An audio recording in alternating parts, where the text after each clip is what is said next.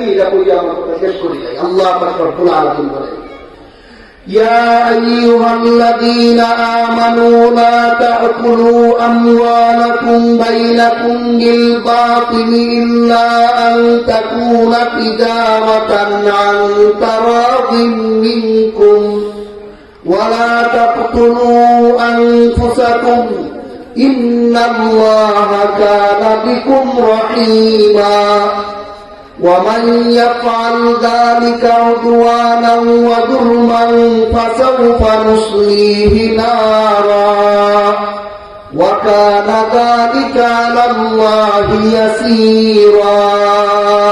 হে মুমিন মুসলমানেরা, আমি আল্লাহ বলতেছি, সাবধান, তোমরা অন্যায়ভাবে শ্বশুর বাড়ির সম্পদ পাইও না, অন্যায়ভাবে কোন মানুষের সম্পদ তোমার নিও না, আমি নিষেধ করলাম। এরপরেও যদি আমি আল্লাহর কথা মানো না, জুলুম করে শ্বশুর বাড়ির থেকে উদ্ধার করে যৌতুক খাও, দুনিয়া খাই ভাই, আমি আল্লাহ বলতেছি সুদা তোমাকে আনন্দটা ঘোরায় বলি, সুভাতটা ঘোরায় বলি, 1 মিনিটের জাহান্নামের আগুনের শাস্তির সামনে সমস্ত কাজে আপনারা চাইনি এই সমস্ত যৌতুক খাইয়া জাহান্নামের লাঠি হইতে না বাচ্চা বাচ্চা যাইলে বলে এখন গিয়ে ওই আমার বাড়িতে একটু বাধা তুলে দিলে বলে এইটার মশালাটা একটু শুনবো। যদি দেখেন আপনারা শ্বশুর বাড়ির থেকে আইছে, স্পষ্ট আপনার গিরিয়ে বলবেন এই সম্পদ তোমার, এটা আমার না, তোমার সম্পদ দেখো তুমি তা বলে, আমি যা চাইবা। শ্বশুর বাড়ির মানুষের জানাইয়া দিবেন যৌতুকের কোন মাল আমার বাড়ি থাকতে পারবে না।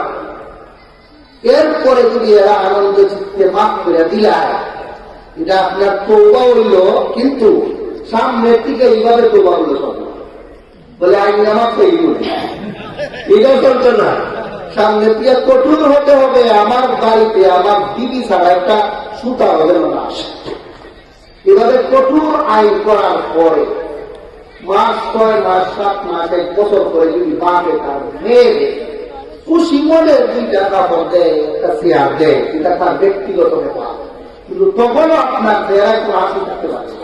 এবং ভাই দিকে কাজ হয়ে দিলে বাপ ভাই যাবে, এইরকম অন্তর থেকে বিনা সহকারে যদি প্রত্যাখ্যান করুন, এরপরে যদি এরা আনন্দ করতে কিছু দিলায়, এটা গ্রহণ করা যায় আছে, কিন্তু বর্তমান জমানা এটার মধ্যে অসম্ভব আছে। এই কারণে এগুলোর থেকে বাচ্চা টাকাই জরুরি। আল্লাহ রাব্বুল আলামিন আমরারে এই যৌতুকের ফিতনা থেকে মরণ পর্যন্ত বাচ্চা টাকা তৌফিক দান করুন। সবাই বলি আমিন। সুবহান রাব্বিকা রাব্বিল ইজ্জাতি আম্মা ইয়াসিফুন।